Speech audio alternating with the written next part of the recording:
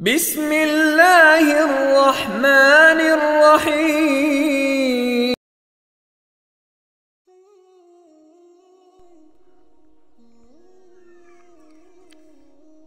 غار حرا کے اندر رسول اللہ صلی اللہ علیہ وسلم کی عمر شریف جب 25 برس کے قریب ہوئی تو آپ صلی اللہ علیہ وسلم کو تنہائی محبوب ہو گئی تھی۔ چنانچہ آپ صلی اللہ علیہ وسلم ستو اور پانی لے کے مکہ سے کوئی 2 میل دور کوہ حرا کے ایک غار میں جا رہتے۔ یہ ایک مختصر سا غار ہے جس کا طول 4 گز اور عرض 1.25 گز ہے۔ آپ صلی اللہ علیہ وسلم جب یہاں تشریف لے جاتے تو حضرت خدیجہ رضی اللہ تعالی عنہ بھی آپ صلی اللہ علیہ وسلم کے ہمراہ جاتی اور قریب ہی کسی جگہ موجود رہتی۔ آپ صلی اللہ علیہ وسلم رمضان بھر اس غار میں قیام فرماتے، آنے جانے والے مسکینوں کو کھانا کھلاتے اور بقیہ اوقات اللہ تعالیٰ کی عبادت میں گزارتے، کائنات کے مشاہد اور اس کے پیچھے کار فرما قدرت نادرہ پر غور فرماتے۔ آپ صلی اللہ علیہ وسلم کو اپنی قوم کے شرک عقائد اور واہیات تاثرات پر بالکل اطمینان نہ تھا، لیکن آپ صلی اللہ علیہ وسلم کے سامنے کوئی واضح راستہ معین طریقے سے کوئی ایسی راہ نہ تھی جس پر آپ صلی اللہ علیہ وسلم اطمینان قلب کے ساتھ رواں دواں ہو سکتے۔ نبی کریم صلی اللہ علیہ وسلم کی یہ تنہائی پسندی بھی در حقیقت اللہ تعالیٰ کی تدبیر کا ایک حصہ تھی۔ اس طرح اللہ تعالیٰ آپ صلی اللہ علیہ وسلم کو آنے والے کار عظیم کے لیے تیار کر رہے تھے۔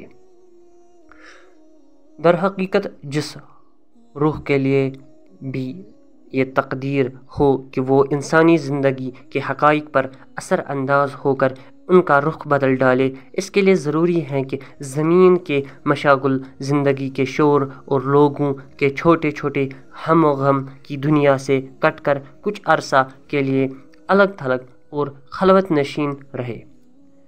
ٹھیک اسی سنت کے مطابق جب اللہ تعالیٰ نے محمد صلی اللہ علیہ وسلم کو امانت کبریٰ کا بوجھ اٹھانے، روئے زمین کو بدلنے اور خط تاریخ کو موڑنے کے لیے تیار کرنا چاہا تو رسالت کی ذمہ داری عائد کرنے سے 3 سال پہلے آپ صلی اللہ علیہ وسلم کے لیے خلوت نشینی مقرر کر دی۔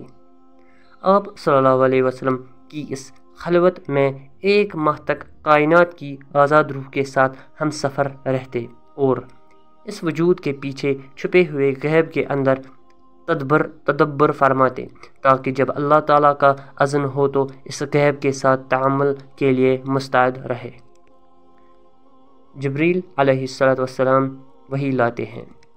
جب آپ صلی اللہ علیہ وسلم کی عمر مبارک 40 برس ہو گئی اور یہی سن کمال ہے، اور کہا جاتا ہے کہ یہی پیغمبروں کی بعثت عمر ہے، زندگی کے افق کے پار سے آثار نبوت چمکنا اور جگمگانا شروع ہوا۔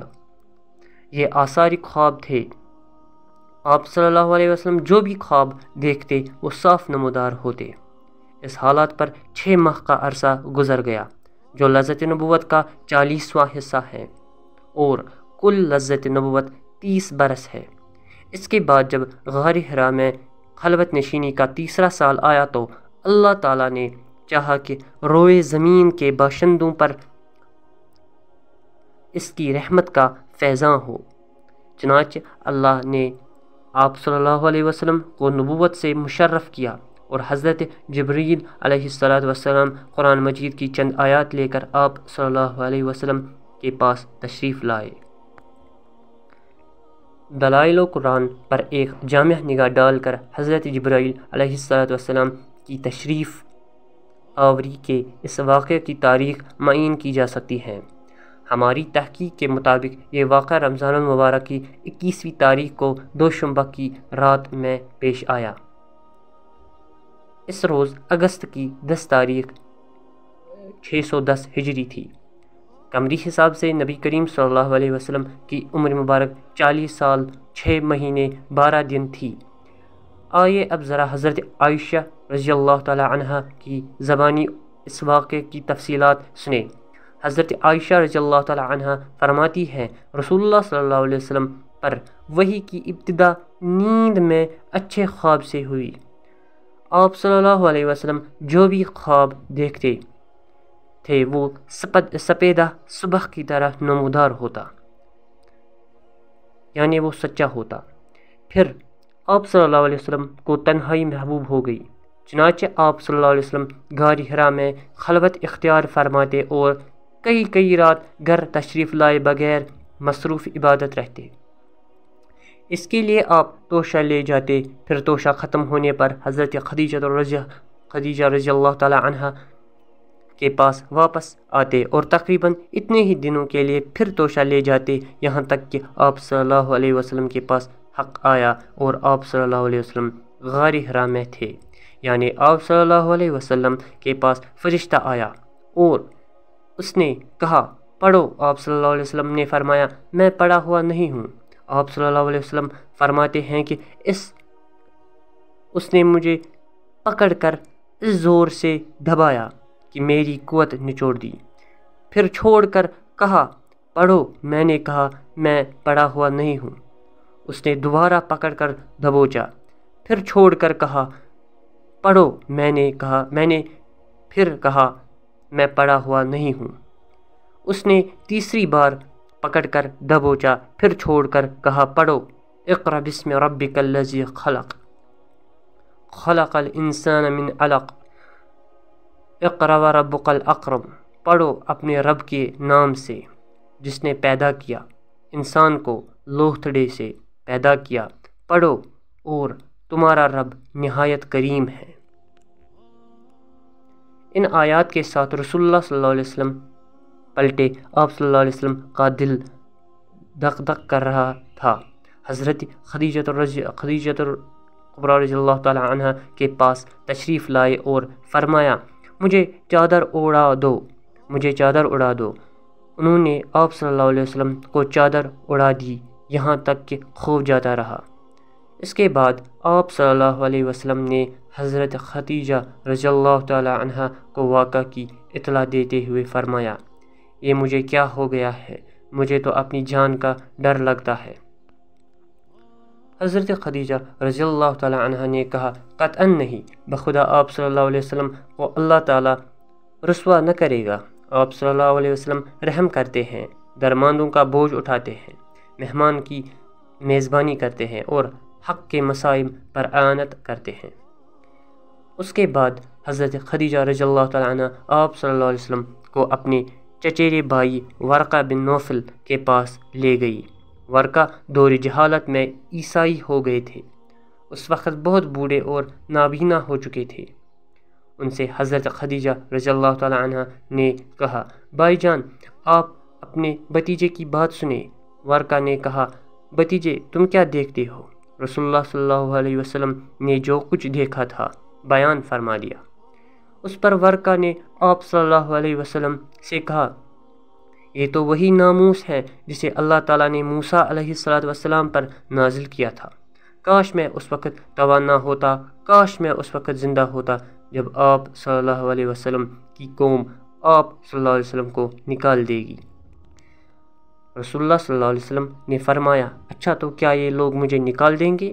ورقہ نے کہا ہاں، جب بھی کوئی آدمی اس طرح کا پیغام لایا جیسا تم لائے ہو تو اس سے ضرور دشمنی کی گئی، اور اگر میں نے تمہارا زمانہ پا لیا تو تمہاری زبردست مدد کروں گا۔